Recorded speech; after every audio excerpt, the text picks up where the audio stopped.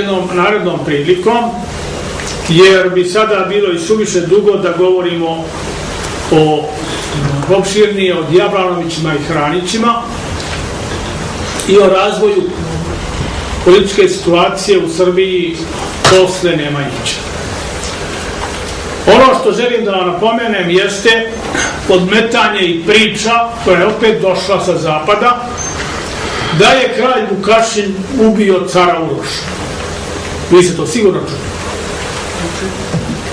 To je čista laž. Evo vam podatke. Car Uroš je umro 4. decembra 1371. godine. Marička bitka gdje je poginuo kralj Vukašin se odvila 26. septembra 1373. godine. Znači 2 mjeseca pre smrti cara Uroša. 71. Uroš umire 4. decembra, a Marička bitka je bila 26. septembra. Ovaj podatak ne daje mogućnosti pričama kako je, eto vidite kako su ti Srbi bili, pa on je ubio svog legalnog vladara, cara, ta na prevaru, te u lovu, te ovo, te ono. Priče se naravno raspredaju do mile volje. Ja ću samo vam dajem ove činjenice da znate da to nije tačno. Mrnjačevići su poginuli na Marici za života cara Uroša i njihov pohod na Jedrene, na Turke bio je odobren, a maltene i naređen od strane cara Uroša.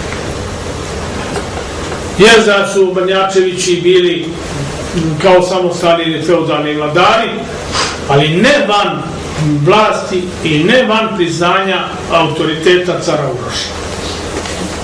Toliko da znate i hvala vam lepo za večeras.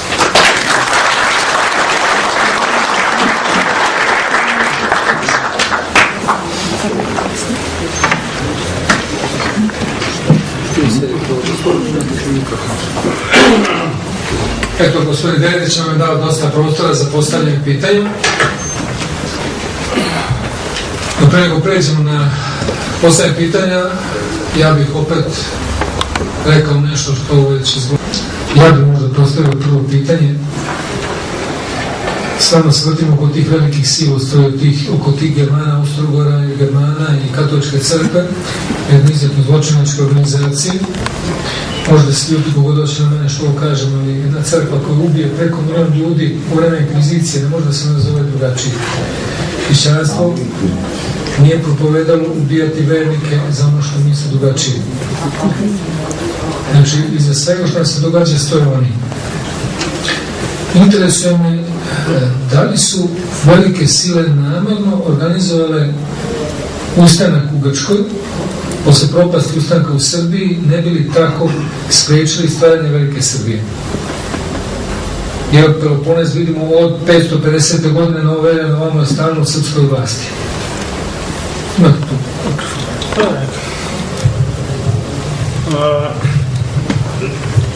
Ajde da vidimo to pitanje. Obsesija Vatikana bila je uvek da se ne dozvoli stvaranje jedne snažne pravoslavne slovenske države na Balkanu. To je bio glavni razlog falsifikovanja naše istorije i podmetanja njihovih falsifikata. I svaki put kad su god mogli da nas spreče da oslobodimo od neke delove naše teritorije, to su učinili. Ja ću vam napomenuti samo jednu stvar. U vreme Napoleona, kada je Karađorđe bio na Drini i kada je trebalo da oslobodi Bosnu, to je bilo već i zacrtano, onda je Vatikan, Papa, tražio od Napoleona da interveniše i spreči Karađorđa da oslobodi Bosnu. U bitci na Mišaru, svi znate za tu bitku, turskom vojskom komandovali su francuski oficiri. I kada su neki koji su preživjeli, nisu svi, se vratili kod Napoleona i on ih je pitao šta vam se to desilo? A oni su mu rekli Karađorđa i Srbe ne može niko pobediti. A onda je na jednom prijemu, kad je došao prvi srpski poslanik kod Napoleona, on je rekao, kad su ga pitali, sire, da li vi smatrate da ima negde, da postoji bolji vojskovođa od vas?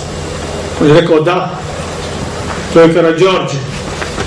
Da on ima moju vojsku i moju silu, cela Evropa bi bila njegova. Ta borba da se spreči širenje Srbije je i danas u najvećoj aktuelnosti. Mi nismo još izišli iz tog rata. Ustanak u Grčkoj vodili su stranci. Vi ste čuli za Lorda Byrona, čuvenog engleskog pesnika koji je išao da vodi ustanak i da diže Grke na ustanak. Bilo je to sasvim jasno da oni Grci kakvi jesu, ako izuzmemo ono što je čisto srpsko na Peloponezu, to nije bilo sposobno ni za kakvu vojnu akciju. U vreme Justinijana postojale su neboračke čete koje nisu upotrebljavali u bojevima, nego samo da prenose materijal, prave puteve i tako dalje. I znate kako su to zvali te čete? Grcima. To vam se govori. I ja mislim da je imao potpuno pravu da je dizanje grčkog ustanka bilo s ciljom da se spreče Srbi da iziđu na Sredozemno more preko Peloponesa. Hvala, izvolite. Gospodin Pereć. Moramo se osvrnuti na tvoju emisiju. Evo ako, verovatno ste sinoć posmatrali, gledali ovu emisiju što je bila na TVBN, imate tamo jednog lika, arheologa Babića, onaj koji je posmatrao, mogao je mnogo što da vidi, ali sad sam ja to malo danas analizirao, nisam mogao sinoć, jer bio sam ko Šure, pošto on ima tu kablovsku, ja nemam, i da sam imao neki kolac grabao blizu, jer bi on je televizor razbio. A pošto je njegov, onda nisam. Kaže ovako, kaže arheološki iskupin, on je kao neki tobož arheolog, znate kakav je to arheolog? Nikakav, nema pojma arheologije kao moja baba pokojna Milica. Da nisu Srbi srušili džamiju u Bjednji, on ne bi uopšte znao da se dole ispod džamije nalaze stari srpski kameni blokovi iz srednjeg veka. I sada to su oni poravnali, pa su onda zasadili travu i više tamo džamije nema. Kada se vlast druga dogodila, izvolite, idemo da radimo, oni raskopaju, skopaju arheološke ostatke stare srpske. I onda kaže stop, ne može na toj lokaciji. Pa verovatno svaka džamija je pravljena na starom srpskom groblju, na starim srpskim svetilištima. I šta on predlaže? Kaže, nismo znali šta ćemo sa ostacima ploče. Slušajte arheologa, on je kao sad neki istoričar, arheolog, muzikolog, a on je amater, pošto ne zna ništa. I on kaže, ne znamo šta ćemo sa ostacima, kaže, predložili smo čak da ih, kaže, ostavimo u park. Zamislite kretena, kad moram tako da kažem, da arheološki ostaci iz srednjeg veka idu u park.